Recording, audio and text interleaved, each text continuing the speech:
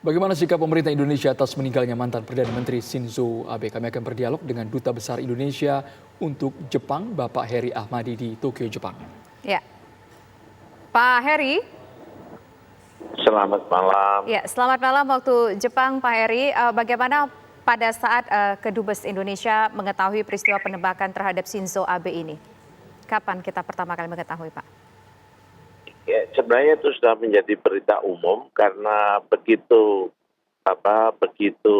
peristiwa itu terjadi kan sudah online juga langsung, sehingga kami ada tim yang terus memonitor dan memberikan laporan juga ke Jakarta.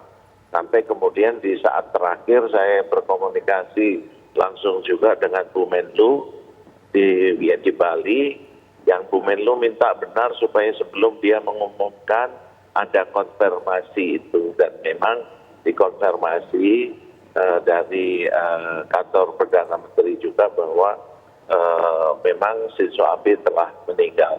Jadi kami memang terus monitor kejadian ini sejak saat penembakan sampai dengan meninggalkan beliau.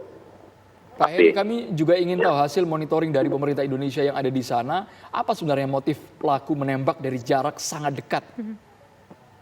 Ya, sebenarnya kita belum tahu, kalau toh ada itu masih spekulatif sifatnya.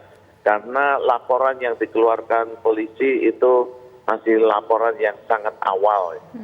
Belum ada detailnya sama sekali. Sehingga kita pun sampai sekarang belum diketahui dan belum juga diumumkan apakah dia bekerja sendiri atau lone wolf, atau memang dia mempunyai organisasi atau kelompok yang mempunyai misi-misi tertentu.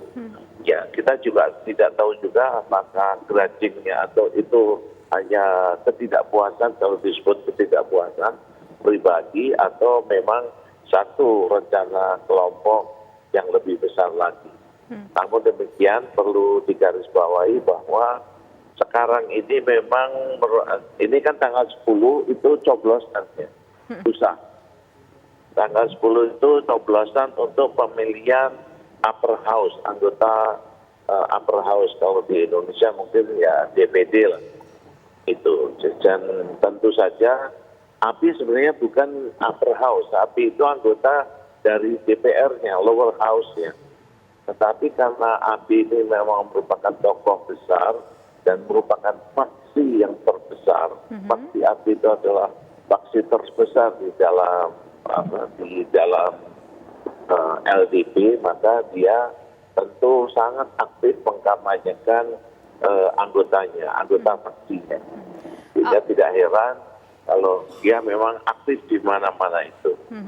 Ya, Pak Dubes, kita ketahui bahwa pemilihan kan dalam waktu dekat, Pak Dubes, ya. Kita ketahui Jepang ini juga merupakan kota yang jauh dari katakanlah terorisme, penembakan dan lain hal sebagainya. Lantas bagaimana kondisi di Jepang saat ini sendiri menjelang pemilu dengan peristiwa seperti ini? Seperti apa kondisinya? Mungkin bisa digambarkan, Pak Dubes. Ya, sebenarnya semua ya teman-teman yang saya kenal orang Jepang, semuanya menyatakan shock, yang seperti tidak bisa mengerti juga mengapa ini bisa terjadi di Jepang. Namun demikian ya kita harus menunggu dalam beberapa waktu lagi ya, kalau sudah ada penelitian itu apa penyebabnya. Tentu ini sangat mengecewakan bagi banyak orang Jepang, terutama yang memang sudah meyakini bahwa demokrasinya berjalan dengan baik. Saya yang ingin garis bawahi satu aja, bahwa pemilihan anggota upper house kali ini memang menjadi sangat penting karena sejak lama sekali, sejak belasan tahun, ABI memang memperjuangkan untuk melakukan perubahan atau amandemen konstitusi.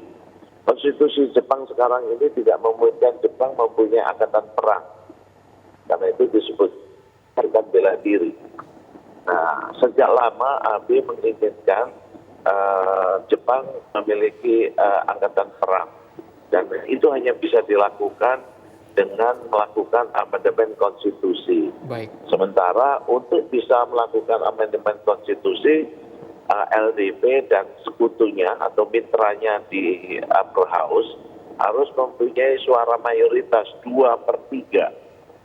Nah ini yang saya kira ini pemilihan kali ini sangat menentukan karena menurut prediksi atau perkiraan dari berbagai lembaga studi atau di Jepang, kali ini bukan tidak mungkin atau sangat mungkin LDP akan bisa mencapai mayoritas mutlak tersebut 2/3. Ya, itu aja. Terima kasih Duta Besar Indonesia untuk Jepang Bapak Heri Ahmadi sudah bergabung di Kabar Petang. Ya kan?